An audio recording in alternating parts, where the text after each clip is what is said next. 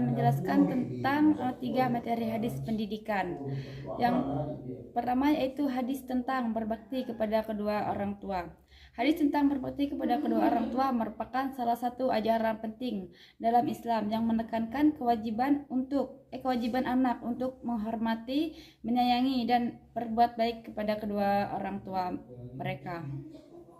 Salah satu hadis tentang berbakti kepada kedua orang tua yaitu ridho Allah bergantung pada ridho kedua orang tua. Dari Abdullah bin Mas'ud radhiyallahu anhu, beliau mengatakan, ridaullahi fi ridal walidain wa sakhatallahi fi sakhatil walidain, yaitu ridho Allah bergantung pada ridho kedua orang tua dan murka Allah bergantung pada kemurkaan orang tua. Hadis riwayat Tirmizi, Ibnu Hibban, dan Hakim. Kandungan dari hadis di atas yaitu menjelaskan bahwa keridhaan Allah Subhanahu wa taala sangat erat kaitannya dengan keridhaan orang tua. Kemurkaan Allah Subhanahu wa taala juga bergantung pada kemurkaan orang tua. Ini menekankan betapa pentingnya berbakti kepada kedua orang tua untuk mendapatkan keridhaan Allah. Untuk mendapatkan keridhaan Allah Subhanahu wa taala dan menghindari murkanya, menghormati dan menyenangkan hati orang tua menjadi kunci utama dalam meraih ridho Allah Subhanahu wa taala. Yang kedua yaitu hadis tentang menuntut ilmu. Hadis tentang menuntut ilmu menunjukkan bahwa mencari ilmu pengetahuan merupakan hal yang sangat penting dalam Islam. Menuntut ilmu adalah jalan menuju surga, meningkatkan derajat di sisi Allah Subhanahu wa taala, dan merupakan kewajiban bagi setiap muslim. Oleh karena itu, setiap muslim dianjurkan untuk giat untuk menuntut ilmu dengan niat yang ikhlas dan semata-mata untuk mencari keridhaan Allah Subhanahu wa taala.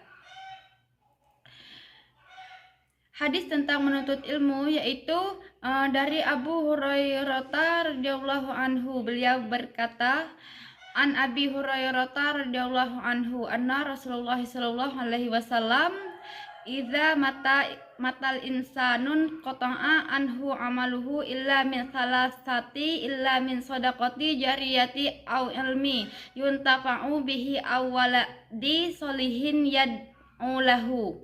Ketika seseorang meninggal dunia, maka akan terputuslah amalnya, kecuali 3 hal, yaitu sedekah jariyah atau ilmu yang dimanfaatkan atau anak saleh yang mendoakan kepadanya. Hadis riwayat Muslim, At-Tirmizi, Al-Darimi, Abu Daud, Al-Nasai, dan Ahmad. Kandungan dari hadis di atas yaitu anjuran untuk senantiasa menuntut dan menyebarkan ilmu pengetahuan, karena pahalanya akan terus mengalir meskipun kita telah meninggal dunia. Baiklah, selanjutnya saya akan menjelaskan hadis tentang menghormati orang tua. Hadis ini mengajarkan bahwa setiap manusia yang dilahirkan dalam keadaan suci, yaitu dalam keadaan suci tanpa memiliki agama tertentu. Orang tua memiliki tanggung jawab untuk mendidik anak-anak mereka dengan nilai-nilai agama yang benar. Lingkungan dan pendidikan yang diberikan oleh orang tua akan membentuk karakter dan keyakinan anak-anaknya. Hadisnya yaitu kullu mauludin yuladu alal fitrati fa abawahu yuhawidanihi au yumajjisanihi au yunassiranihi, yaitu setiap anak yang dilahirkan dalam keadaan suci, kemudian orang tuanya lah yang akan menjadikannya anak itu Yahudi, Nasrani, atau Majusi, sebagaimana binatang ternak yang melahirkan binatang ternak yang dengan sempurna. Kandungan dari hadis di atas yaitu memberikan pemahaman yang mendalam tentang pentingnya pendidikan agama dan peran orang tua dalam membentuk karakter dan keyakinan anak-anaknya. Hal ini juga mengingatkan kita bahwa setiap individu memiliki potensi untuk memilih jalan hidup dan keyakinannya masing-masing. Baiklah, Yang kedua itu saya akan menjelaskan tentang bagaimana hadis-hadis pendidikan dapat memberikan panduan dalam menghadapi tantangan dan permasalahan pendidikan anak usia dini di era modern. Hadis-hadis tentang pendidikan memberikan panduan yang komprehensif untuk menghadapi tantangan dan permasalahan pendidikan anak usia dini di era modern. Ajaran Islam dalam hadis ini menekankan pentingnya sejak dini membangun karakter yang kuat, peran orang tua, mencari ilmu, dan peran guru. Dengan memahami dan menerapkan nilai-nilai yang terkandung dalam hadis-hadis ini, diharapkan dapat tercipta sistem pendidikan yang berkualitas dan melahirkan generasi penerus yang berakhlak mulia, cerdas, dan siap menghadapi tantangan masa depan. Baiklah, selanjutnya yang ketiga itu saya akan menjelaskan tentang bagaimana cara kita mengintegrasikan nilai-nilai hadis ke dalam kurikulum pendidikan yang ada.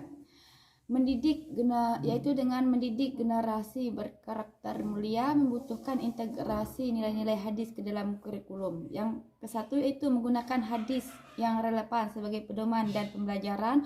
Misalnya, mengaitkan hadis tentang kejujuran dengan pelajaran bahasa Indonesia. Yang kedua itu menerapkan metode pembelajaran aktif seperti misalnya diskusi dan permainan untuk memahami dan mengaplikasikan nilai-nilai hadis. Yang ketiga itu memberikan contoh tokoh dan kasus nyata yang mencerminkan nilai-nilai hadis. Yang keempat, menciptakan suasana kelas yang religius dengan menampilkan ayat Al-Quran, hadis, dan gambar Islami. Yang kelima yaitu bekerja sama dengan orang tua untuk mendukung pembelajaran nilai-nilai hadis di rumah. Tantangan utamanya yaitu kurangnya pelatihan dan sumber daya bagi guru yang perlu diatasi dengan dukungan pemerintah dan lembaga pendidikan. Nah, integrasi nilai-nilai hadis sangat penting untuk mencetak generasi yang berakhlak mulia, cerdas, dan siap menghadapi masa depan.